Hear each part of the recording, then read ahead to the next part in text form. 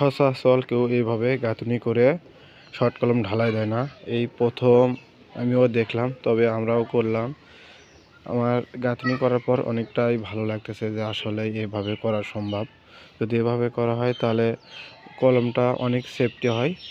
অনেকে দেখা যায় ঢালাই দেওয়ার পর সেফটি হিসেবে গাঁথনি করে দেয় কলমের চারপাশ দিয়ে, তবে এখানে মহাজন আগেই সেফটি হিসেবে গাঁথনি করে নিয়েছে।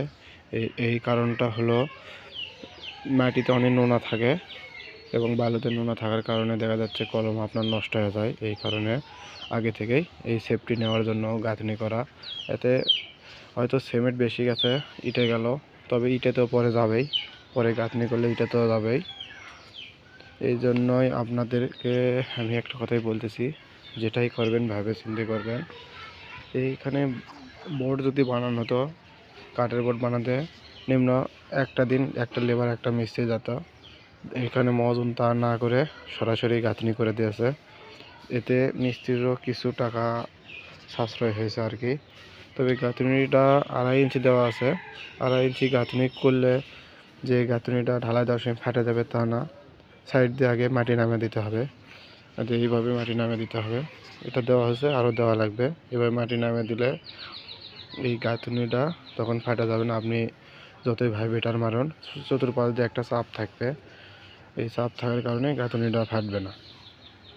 যাই হোক দর্শক, আপনারা যদি কখনো কাজ করেন সব কাজেরই একটু ভাবে চিন্তে করবেন।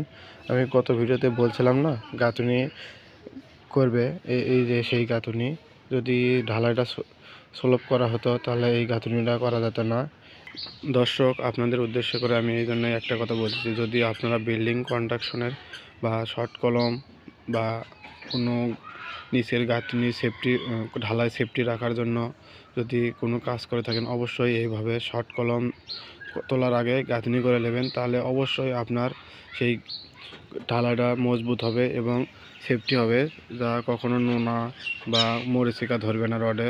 এই জন্য আমার জানা মতো এভাবে কাজ করাটা অনেক ভালো। দয়া করে সবাই এই ধরনের কাজ করার চেষ্টা করবেন। দর্শক, ভিডিওটি আজ এই পর্যন্তই। আবার দেখা হবে অন্য কোনো ভিডিওতে। ততদিন সবাই ভালো থাকবেন, সুস্থ থাকবেন, এই কামনা করি। আল্লাহ হাফেজ।